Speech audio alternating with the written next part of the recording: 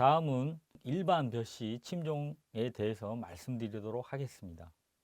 농가들께서 일반 벽시 침종은 벽시 바라기를 이용하지 않고 옛날 방식으로 플라스틱 용기, 큰 용기에다가 벽시를 쏟아 가지고 침종하는 방법인데요. 여기에서는 물 온도와 담그는 기간이 중요하다 하겠습니다. 4월 초에 물은 차갑기 때문에 약 15도씨, 평균 온도 15도씨를 기준으로 할 때 담그는 기간은 7일 정도를 담그도록 해야 합니다. 그것은 이 기간은 적산 온도 100도씨를 기준으로 하여 싹트기 시작할 때까지 침종을 해 주시는 것인데요. 순서는 종자 처리제, 소독 처리제를 처리한 후 2일 동안 침종을 해 놓으시고요. 2일 동안은 종자 소독제를 놓고 물을 버리지 않는 것이죠. 그리고 산소 공급을 위해서는 그 이후 2일이 지난, 만 2일이 지난 이후로부터는 산소 공급을 위해서 날마다 1회 또는 2회 새물을 갈아줘야 합니다. 또한 기포 발생기가 있는 경우 기포기를 활용하여서 공기를 불어 넣으시면 더 침종 효과가 올라갈 수 있습니다. 침종 기간에는 자주 확인하여 싹이 트는 시간을 시작하면 침종을 종료해 주시기 바라고요. 키다리병 예방과 안전한 육묘를 위해 벽시 바라기 활용을 권장한다 할 수 있겠습니다. 벽시 바라기 이용 종자 소독 그림에 대해서 설명해 드리겠습니다. 먼저 상단 왼쪽 그림에 보시면 바라기에 벽시를 담궈서 지금 벽시 바라기 가운데 이제 가온화하는 장치고요. 오른쪽 상단 오른쪽을 보시면 종자 포대채 그대로 담근 모습이 되겠습니다. 이렇게 하지 마시라는 거고요. 하단의 왼쪽 오른쪽 그림은 벽시 소독하는 광경이 되겠습니다. 벽시 소독기를 활용할 경우에는 사전에 산소 기포 발생기나 전기 선 또 가온하는 전열 이런 거를 먼저 점검해 주시는 게 좋습니다. 그 다음에 종자망을 이용하시라는 이야기는 전에 시간에도 말씀드렸듯이 종자망 저렇게 돼 있습니다. 종자를 품종별로 넣으신 다음에 오른쪽 그림처럼 라벨 같은 걸 달아 주셔 가지고요. 종자 소독망을 꼭 활용해 주시기 바랍니다. 다음 종자 소독 침종 시 주의사항에 대해서 간략하게 정리해 보았습니다. 소독제 처리 전 종자를 물에 불리지 않는다. 그 이유는 종자 소독제가 침투하지 못하도록 하기 때문에 불리지 않아야지 잘 침투하게 되겠습니다. 다음으로는 종자 소독제로 등록된 약제만을 사용해야 한다. 여기서 PLS가 나오고요. 또 PLS에 연관해서 소독 약제도 정량을 사용해야 합니다. 너무 과량을 사용하지 말고요. 검증되지 않는 약제, 미등록된 약제나 영양제 등 사용하지 마시기 바랍니다. 마지막으로 벽시 바라기 활용 시 사전 점검에 철저를 기해 주셔야 되는데요. 아까 말씀드린 기포 발생기, 전열선, 온도 센서 등을 점검하시고요. 혹시 선이 짧아 연장선을 사용할 경우는 굵은 전선을 활용해 주시기 바랍니다. 전열 장치가 들어갔기 때문에 가는 전선은 화재의 위험이 있습니다. 그리고 또한 벽시 바라기 설치 위치는 비가림 시설이 된 곳에 설치해 주시기 바랍니다. 그리고 하우스 내에서 침종 시에는 고온 피해가 우려되오니 유의해 주시기 바랍니다. 못자리에서의 그 방제라고 지금 제목이 나와 있는데요. 못자리의 약제 처리로서는 약 60%의 발병 억제 효과가 있습니다. 못자리 약제로는 사파이어나 여러 가지 약제가 있는데 당일 치사 15일 후 간주를 사파이어를 사용할 경우에는 치상 15일 후에 간주를 해주시고요. 종자 소독 후 남은 소독 약제에 대해서는 재활용이 가능하오니 참고해 주시기 바랍니다. 못자리 물높이를 높게 해서 호기성 세균이 들어가지 않도록 여러분께서 관리해 주시면 되겠습니다. 다음 모짜리 방제에 대해서 말씀드리겠습니다. 모짜리 방제에 대해서는 전과 같이 하시고 본답 방제에서 말씀드리도록 하겠습니다. 본답 방제에 있어서는 본답 출승기 약제로 살펴해 주셔서 이 내용은 키다리병과 연관이 있는 거고요. 약제 살포 억제 효과가 50%밖에 되지 않기 때문에 서두에서 말씀드린 것처럼 소금물 가리기나 맹물 가리기, 종자 소독제의 방제가 더 큰 효과가 있다 할 수 있겠습니다. 또한 종자를 사용할 때도 키다리병이 발생된 논에서 수확한 종자는 사용해 주시지 않도록 해 주시기 바랍니다. 본격적으로 모짜리 설치 적기에 대해서 말씀드리겠습니다. 여기에서 부직포 모짜리를 하시는 농가들이 요즘에 최근 많이 늘어나고 있는데요. 부직포 모짜리는 4월 25일 전후로 설치해 주시기 바랍니다. 그 이유는 4월 달에 냉해 좋은 현상이 있기 때문에 부직포 모짜리는 여러분들 알다시피 공기가 그 부직포로 바로 들어가서 좋은 모짜리 피해, 냉해 피해를 받을 수 있기 때문에 꼭 4월 25일 전후로 해주시기 바라고요. 모짜리 설치 적기는 조생종은 4월 5일부터 5월 5일 사이가 되겠고요. 중생종, 진상 같은 경우는 4월 15일부터 4월 30일, 중반생종, 영호진미 같은 경우는 4월 5일부터 4월 25일이 되겠습니다. 모짜리 병해충 방제 및 생리장애에 대해서 말씀드리도록 하겠습니다. 가장 대표적으로 발생하는 것이 뜸묘와 잘록병이 되겠습니다.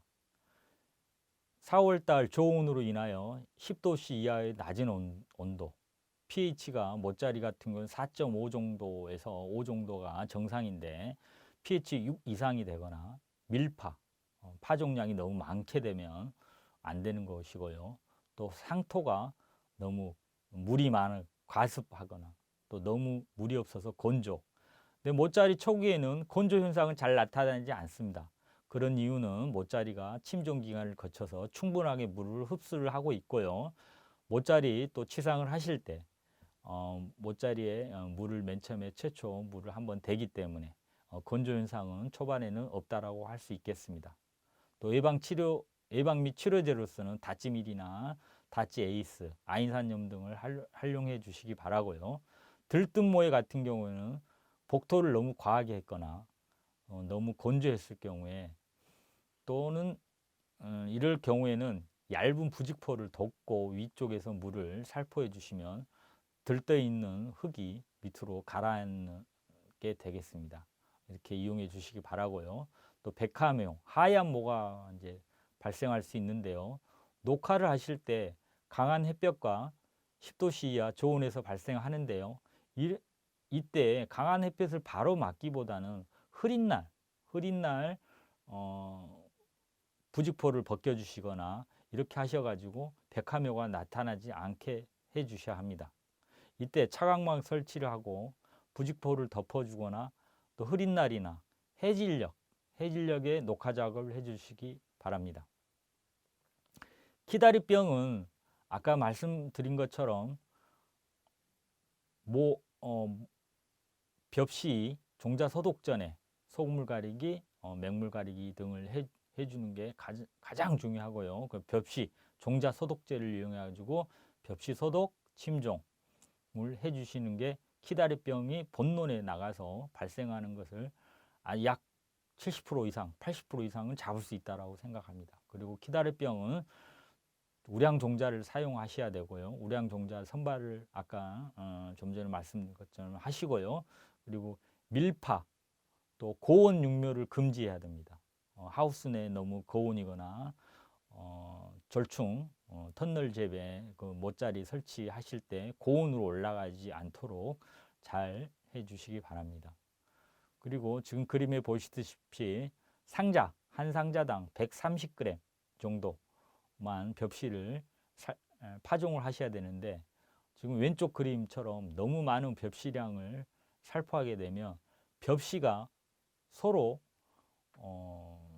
한 짝 1단으로 깔리는 게 아니고 2층, 3층 서로 겹치게 됩니다. 그러면 그 들떠 있는 모가 될 수도 있고 거기 병해충이 잘록병, 뜬물 현상이 가장 많이 나타난다 할 수 있겠습니다.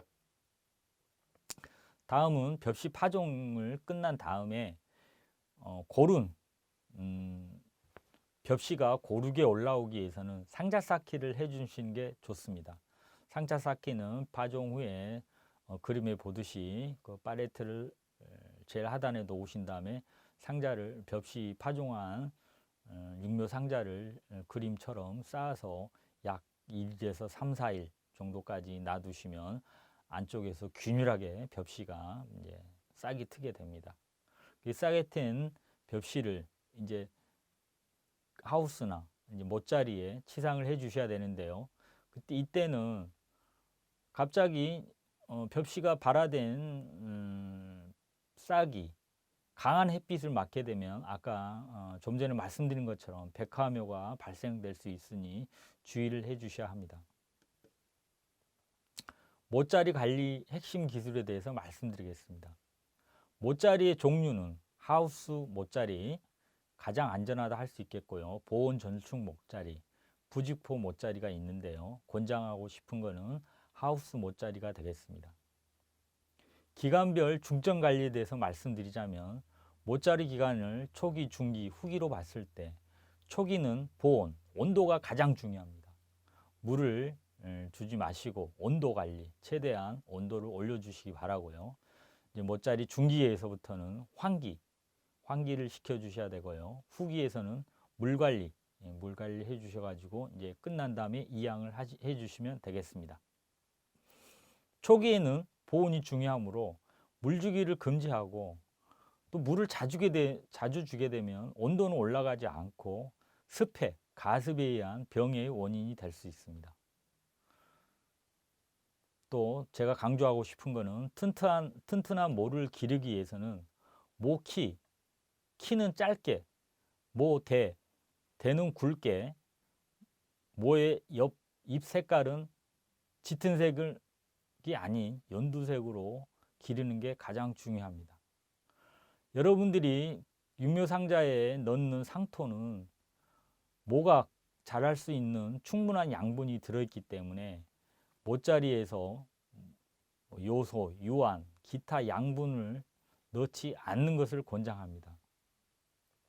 못자리 기간에 양분을 많이 주게 되면 모가 연약하게 웃자람 현상이 일어납니다. 웃자람 현상이 일어나면 가장 힘든 게 뭐냐면 본론에 이양을 했을 경우에 활착이 더디고요. 잎이 축축 늘어져서 중기제초제, 약제 처리할 때 약해 피해가 될 수 있습니다. 또한 양분을 주어서 모가 웃자라게 되면 냉해에 약합니다. 본답에 이양을 했을 경우에 냉해에 약하기 때문에 또 활착이 어렵기 때문에 물을 댔을 경우에 또 5월 초에 모내기를 해서 영호지미 같은 경우 5월 초에 모내기를 하고요. 진상병 같은 경우 5월 15일경에 모내기를 하시는데 활착이 잘 안 되기 때문에 좋은 현상이 일어났을 때 본답에 물을 깊이 대줘야 됩니다. 이때 활착이 더디기 때문에 모가 뜰 수 있는 확률이 있기 때문에 여러분들이 못자리 기간에 양분을 주지 않는 걸 권장합니다. 그림에 보시면은 지금 못자리를 사진을 이제 올렸는데요.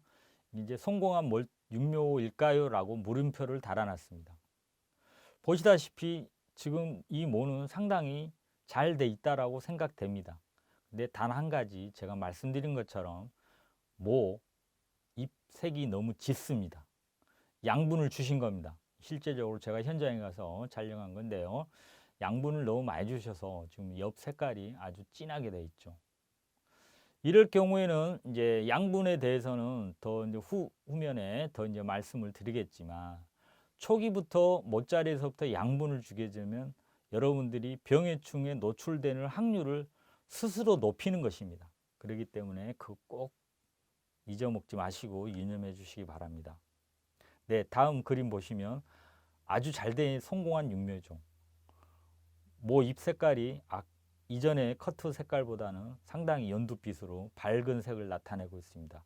고르게 이렇게 잎들이 균일하게 잘 자랐고요. 모키도 적당하게 자랐습니다. 이러한 모들이 이양을 했을 때 활착이 빠르고요. 병해충이나 이런 노출에 저항성을 가지게 됩니다. 그렇기 때문에 윤묘를 잘 하시는 게 벼농사에 있어서 가장 큰 비중을 차지한다라고 할 수 있겠습니다. 모짜리를 설치를 하고 모짜리 이제 관리를 할 때요. 지금 고온 피해가 일어나 가지고 파란 건 이제 뭐가 나왔는데 모짜리 안에 지금 현재 나와 있는 건 하우스인데요. 하우스 내에 이제 고온이 돼 가지고 뭐가 지금 많이 망가졌고 오른쪽 그림에 보면은 곰팡이도 발생된 게 그림에 나와 있습니다. 그 곰팡이가 발생됐다는 이유는 가습, 습, 물을 너무 많이 줘서 하우스 내 온도가 상승됨으로써 곰팡이가 같이 발생됐습니다. 그리고 다음 그림에 보시면 왼쪽과 오른쪽 그림이 이제 왼쪽에 치상을 한 다음에 시간이 경과하면 오른쪽처럼 이제 정상적으로 모가 잎이 이제 나와야 되는데 드문드문 안 나온 게 보입니다. 이런 경우에는 이제 발화가 더뎌 가지고 상자 쌓기를 해주시면 좋은데 해주시 않아가지고 반화가 이렇게 불량하게 나왔습니다. 그러시면 여러분들도 상자 쌓기를 해주시는 게 좋고요. 상자 쌓기를 해주지 않거나 이런 현상이 또 왜 발생을 하냐면 종자의 우량 종자가 아닐 경우가 또 많습니다. 그리고 과량의 또 종자 파종량이 너무 많을 경우도 그렇으니까 염두해 주시기 바랍니다. 다음은 부직포 모짜리에 대해서 말씀드리겠습니다. 부직포 모짜리의 핵심은 과습주의와 배수로 설치가 되겠습니다. 전에 말씀드린 것처럼 모짜리 설치 시기는 4월 25일 이후가 되겠고요. 지금 그림에 보듯이 왼쪽 그림 부직포를 덮었는데 부직포 모짜리 사이사이에 배수로를 지금 만들어 놓지 않았습니다. 실질적으로 오른쪽 그림에 보시면 비가 많이 와가지고 지금 물이 채여 있는 모습입니다.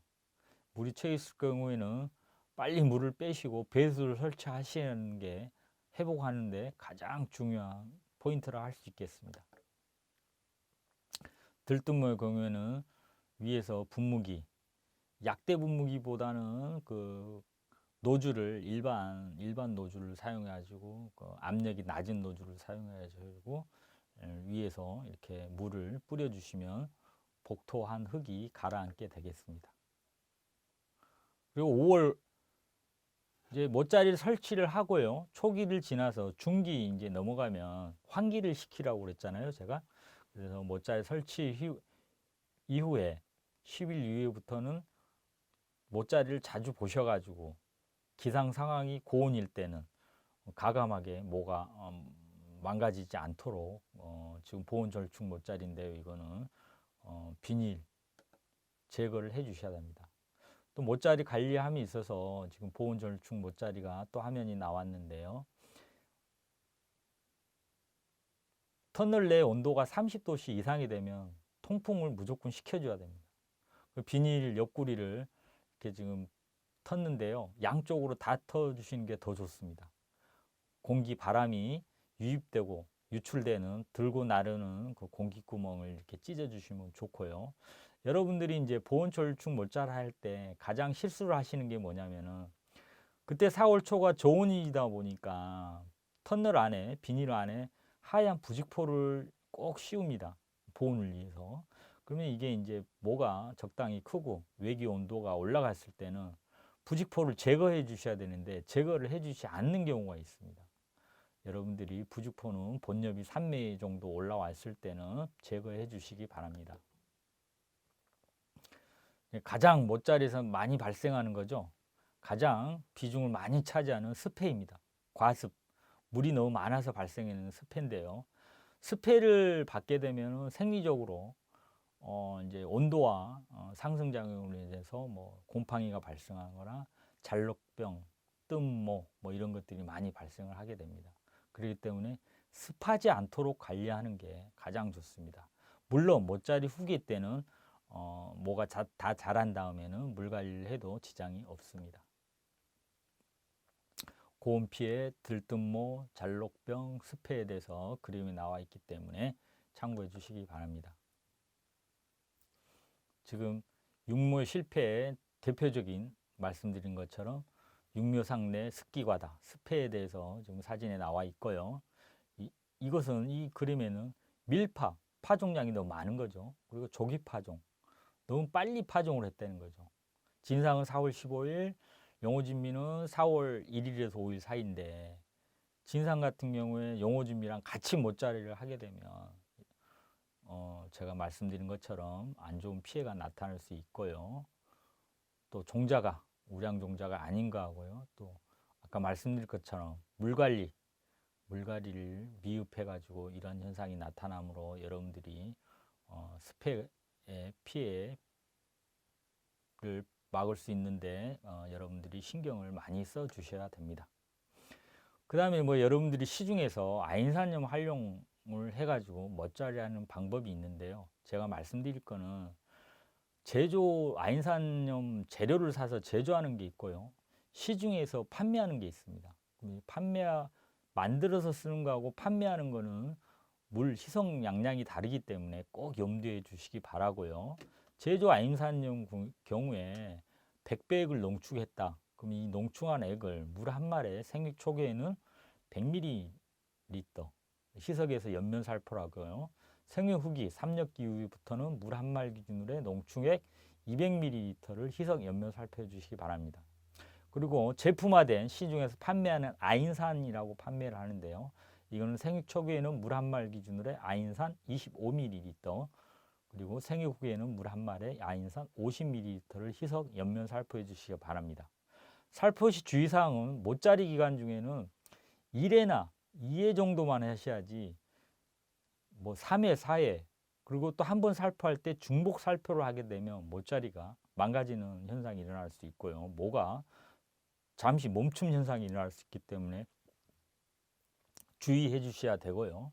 생육 초기도 못자리 설치 후 일주일 내에 아인산염 뿌리면 안 됩니다. 최소한 15일이 경간 후에, 안전한 건 3학기입니다. 15일 정도 경간 후에 아인산염을 살포해 주시기 바랍니다. 모내기, 이제 못자리가 끝나고 이제 본격적으로 모내기를 해야 되는데요. 모내기 하기 전에 토양 관리를 해야 됩니다. 토양 관리를 했는데 하기 전에 준비 작업에 대해서 말씀해 드리도록 하겠습니다. 서두에서 말씀드린 것처럼 벼는 가장 중요한 게 규산지를 넣어주라는 거죠. 300평 10아르 기준에 200kg 기준이고요. 우분태비는 2톤 이하, 약 1.2톤 정도를 권장하겠습니다. 모내기 15일에서 30일 전에 살포해 주시기 바라고요. 농가리는 깊이 경운을 하시고 로타리 작업을 하시고요. 균일한 썰해질이 아주 중요합니다. 이건 썰해질 균일하게 하는 거는 잡초 방지에서 중요합니다. 썰해질 한 후에는 초기 제초제 처리를 하시고요. 논물을 유지시켜 주시기 바랍니다. 이때 초기 제초를 처리하고 논물을 빼버리면 제초제 효과가 아주 반감되오니 이 점 유념하시기 바라고요. 이제 본답에 이양 전에 육묘상 이제 모자리가 다 만들어진 모를 육묘상자 처리제라고 입제, 약제가 있습니다. 살포를 하시게 되는데요. 이양 전에 하는 약제도 있고요. 종자 파종과 동시에 하는 약제가 약제마다 각각 다르니까 그걸 꼭 살펴보시고 처리를 하시되, 육묘상자 처리제는 살균제와 살충제가 동시에 들어있는 거, 동시에 잡을 수 있는 약제를 선택하시는 게 좋습니다. 약제별 처리 기간은 다름으로 여러분들께서 꼭 참고해 주시기 바라고요. 살균, 살충 동시에 들어있는 육묘상자 처리제는 조온성 해충, 벼물바구미, 초기 나오는 도열병, 잎도열병 등을 사전에 방지할 수 있습니다. 병해충 방제 부분은 여러분들이 말씀드린 것처럼 PLS와 연관이 있기 때문에 병이나 충이 발생하기 전에 예방 기준으로 사전 방제가 가장 중요하다 할 수 있겠습니다. 본격적으로 모내기는 이양이라고 하죠. 조생종의 경우는 5월 10일부터, 중생종은 5월 15일에서 18일, 중망생종도 약 5월 15일경, 약 5월 10일에 해야 됩니다. 영호진미 같은 경우에는 모내기가 5월 5일 전후에 해주시고요. 진상배회 같은 경우에는 5월 15일 정도에 해주시기 바랍니다. 모내기를 너무 일찍 하게 되면 초기 생육지연, 양분이 많이 소모되고요. 병해충이 증가하고 미질이 저하하기 때문에 너무 일찍 하지 마시고요. 그리고 또 너무 늦게 이제 모내기를 하시게 되면 짧은 영양 생장에 의해서 수량 저하와 신복백미 증가로 미질 저하가 일어날 수 있습니다. 또 모내기 할 때 모를 심으실 때는 물론 뭐 이항기가 기계가 다 하지만 그 조작을 하셔가지고 너무 깊게 심지도 않고 너무 얕게 심지도 않게 조정해 주시기 바랍니다. 제식 밀도는 50에서 70주로 평당으로 되어 있는데요. 조생종 경우에는 약 75주, 요즘에는 보통 70주로 심는데요. 기타 중생종이나 중망생종은 65주 정도 기준으로 하시게 되면 좋겠습니다. 벼가 이제 생육기 이제 영양 생장을 지나서요. 이제 그 유수형 감수분열 유수형성기 때 그 자연 기상 환경으로 해서 고온을 만나게 되면 이렇게 미질이 저하는 현상이 있는데요. 그 고온을 만나는 시기하고 생리적인 그 시기가 이렇게 겹치게 되면 이런 현상이 나타납니다. 5월 초에 너무 일찍 모내기를 했을 경우에 미질이 저하된다는 걸 사진은 보여주고 있고요. 지금 오른쪽 우측 화면은 5월 20일경에 이양 쌀이 품질이 좋습니다. 그렇기 때문에 너무 빨리 모내기를 하지 마시라는 것이죠. 비료에 대해서 말씀드리겠습니다. 비료는 질소 성분 비율로 해서 벼 일생에 7에서 9kg 정도를 보고 있습니다. 약 10알을 300평이고요. 진상 같은 경우에는 7kg 내외를 여러분들에게 권장을 합니다. 질소 과다 시비로 인해서 문제점이 너무 많습니다. 그러면 적정 시비를 하게 되면 문제점의 반대, 좋은 점이 많아지는 거죠. 그렇기 때문에 과다 시비를 하게 되면 병해충 발생에 노출이 되고요. 도복을 유발하고 단백질 함량 증가로 인해서 미질 저하가 일어나고요. 진상, 히토메보레 등 품종은 가지걸음, 새끼칠걸음을 생략할 것을 권장드립니다. 표에 나타나듯이 밑거름 같은 경우는 맞춤 1호, 맞춤 2호, 맞춤 8호까지가 있는데요. 시비량은 300평 기준으로 25kg인 것을 꼭 염두에 두시기 바랍니다. 뭐 30kg면 어때, 35kg면 어때 그러는데 밑거름 양을 많이 하게 되면 초기에 벼가 병해충에 너무 노출이 확률이 높다는 걸 꼭 염두에 주시고 300평 시바르기 전 25kg만 살포해 주시고요. 가지걸음, 새끼칠걸음 같은 경우는 요소 약 4 내지 5kg 정도. 진상은 생략을 권장합니다. 히토메보레랑. 그리고 이삭걸음 같은 경우에는 17곤 14 같은 이삭걸음 같은 경우는 300평 기준 12kg를 권장해 드리도록 하겠습니다. 올바른 시비 방법으로서는 밑거름 같은 경우는 토양 검정을 해서 시비량 준수하는 게 가장 중요합니다. 근데 여러분께서 모든 필지를 토양 검정할 수 없기 때문에 여러분들이 전년도에 평년도에 꼭 그 필지 본답은 벼가 수량이나 병해충이 심하다 그랬을 경우에는 토양 검사를 실시하셔서 토양 검사에 나오는 그 적정 시비량이 나오게 됐습니다. 거기를 지켜주시면 큰 도움이 되겠고요. 요즘에는 맞춤 비료, 이제 여주 같은 건 맞춤 비료를 하지만 여러분들이 또 안전하기 위해서는 완효성 복합 비료라고 있습니다. 완효성 복합 비료는 300평 시바를 기준으로 약 50kg 전후 그 비종에 따라 좀 다릅니다. 이 비료는 복합 비료에다가 코팅 처리를 해가지고 밑거름만 한 번만 주면은 이삭거름까지 생략하고 양분이 서서히 녹아 나와서 벼가 생육 전기간의 양분을 골고루 적당하게 흡수할 수 있도록 하는 비료입니다. 이 비료를 넣은 다음에 절대 가지거름이나 이삭거름을 생략하셔야지 남들 놈보다 내 논이 이게 좀 시원찮은 것 같다, 수확이 떨어질 것 같다 그래가지고 이음거름, 알거름을 주게 되면은 더 역효과가 일어난다는 것이죠. 편리성은 아주 좋습니다. 완효성 복합 비료가. 그리고 기타 참고사항으로 밑거름을 주시고 이양 후 활착, 지연 등 생육 조절 시 유황가리 고토를 300평 기준으로 약 10아르 기준 3kg 정도를 그냥 살포해 주시면 마그네슘과 유황과 가리가 칼리라고 그랬죠. 이 원소 성분이 벼의 초기 활착에 도움을 주기 때문에 여러분들이 활용하는 기술로서 참고하시기 바랍니다. 그 다음에 새끼칠 거름이 되겠습니다. 가지 거름이라고 하는데요. 모내기 이양 후에 12일에서 약 14일 전후에 새끼칠 거름을 줍니다. 다시 한번 말씀드리지만 진상변은 생략을 권장드리고요. 기타 품종은 생육 상태를 보아가며 요소 5kg 정도를 10아르 기준으로 살포해 주시기 바랍니다. 또 현장에서 가끔 농가들 보시면 밑거름 복비를 주시고 맞춤비로 복비죠 주시고 새끼칠 거름을 가지 거름을 요소를 그냥 혼합해서 주는 경우를 봤습니다. 이거는 아주 안 좋은 겁니다. 제가 이제 그거를 준 거를 본 게 아니고 출장을 다니다가 그쪽 마을에 갔는데 유난히 잎색이 짙어요.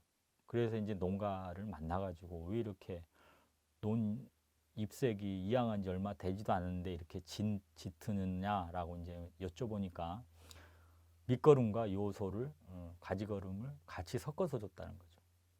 이거는 절대 안 됩니다. 작년과 같이 기상 악화를 만날 경우에는 도열병에 거의 100% 걸린다고 할 수 있겠습니다. 이렇게 밑거름, 가지거름을 섞어서 주지 말고 좀 전에 말씀드린 것처럼 완효성 복합 비료를 선택해서 주시면 아주 효율적입니다. 다음으로 이삭거름. 이삭거름은 출수 전 25일경 어린 이삭 길이가 1 내지 1.5mm인데요. 이거는 여러분들이 이제 배동 섰다고 그러는데 벼에 벼 줄기 하나 가장 하단부에서 이제 이렇게 채취를 하셔가지고 칼날로 이렇게 까보면은 거기 이제 유수가 형성이 돼 있습니다. 요거를 가지고 가장 정확한 거는 이삭 길이 유수 길이가 어린 이삭 길이가 1에서 1.5일 때 약 출수 전 25일경 NK 복비. 일반 엽색일 경우에 일반적인 엽색이라 하면 짙지 않은 연두색을 말씀드리겠습니다. 또 잎색을 계속 말씀드리자면 모짜리에서부터 이삭거름 줄 때까지 엽색이 연두빛을 나타나는 게 좋습니다. 과량으로 질소질 비료가 과량으로 들어갔을 경우에는 잎색이 짙은 현상이 나타나고요. 몇 번 반복하여 말씀드리지만 병해충의 노출이 아주 높습니다. 특히 도열병. 벌레도 질소 성분이 많은 짙은 논에 많습니다. 그 이유는 질소가 가다로 인해서 병이나 충들이 그 질소를 또 흡수합니다. 거기 붙어가지고요. 사는 거죠. 그렇기 때문에 여러분들이 질소 비료를 적정량이 중요하다는 거고요. 여기서 잎색이 짙을 경우에는 NK 복비를 생략하시고요. 유황가리 고토 또는 염화가리를 300평 10아르 기준에 약 5kg을 살포해 주시면 좋겠습니다. 특히 이때 유황가리 고토를 살포해 주시면 물질 이제 벼 아래 벼 껍데기 속에 이제 벼 알을 채우는 물질 이제 전이를 하는데 채우는데 효과적인 역할을 유황가리 고토 중에 고토 마그네슘이 그 역할을 하게 되겠습니다. 참고하시기 바랍니다. 현장에서 작년에 찍은 사진인데요.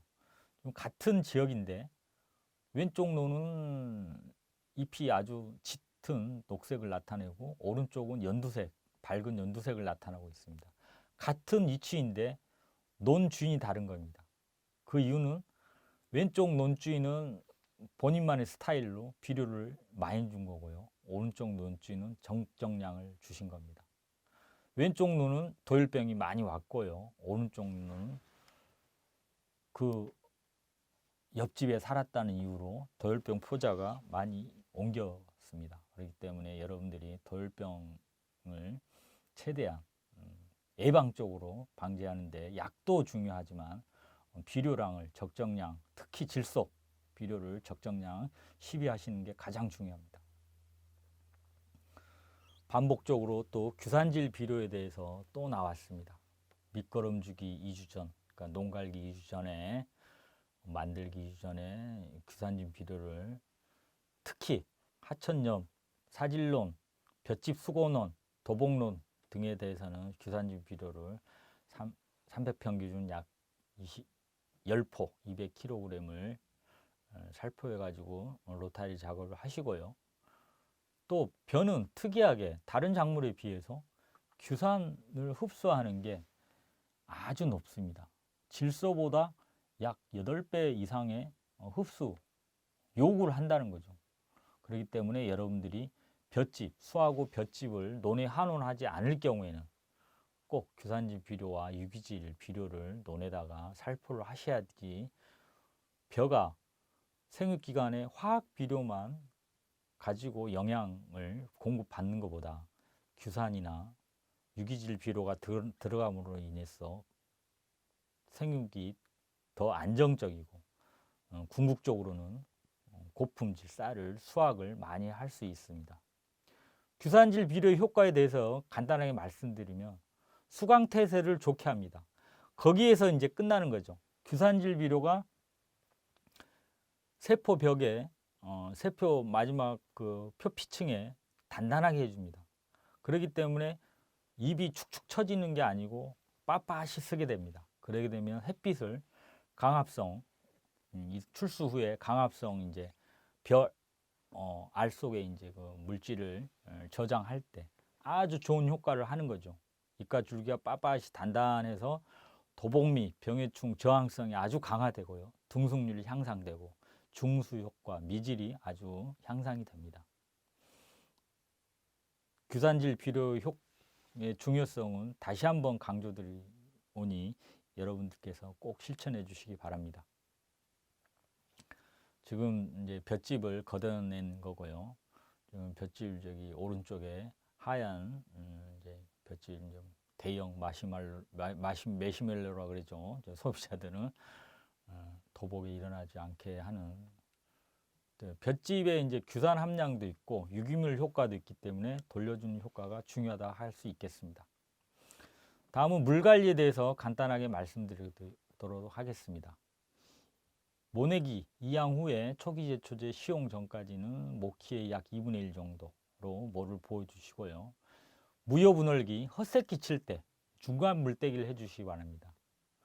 이때가 여러분들 이제 장막이랑 겹치는데요. 이때는 진짜 논 바닥이 금이 쫙쫙하도록 물떼기를 해주시기 바랍니다. 이 기간은 약 출수 전 30일에서 40일 전이 되겠고요. 약 보름 동안 이거를 실천해 주시면 뿌리 활력 촉진하고요. 새로운 또 공기, 산소들이 뿌리로 들어가서 아주 좋은 활력 효과가 있고 질소 과잉 흡수 방지, 중간 물떼기로 함으로써 과다한 질소가 과다하게 했을 경우는 꼭 실천해서 궁극적으로는 도복 예방 효과가 아주 뛰어나다 하겠습니다.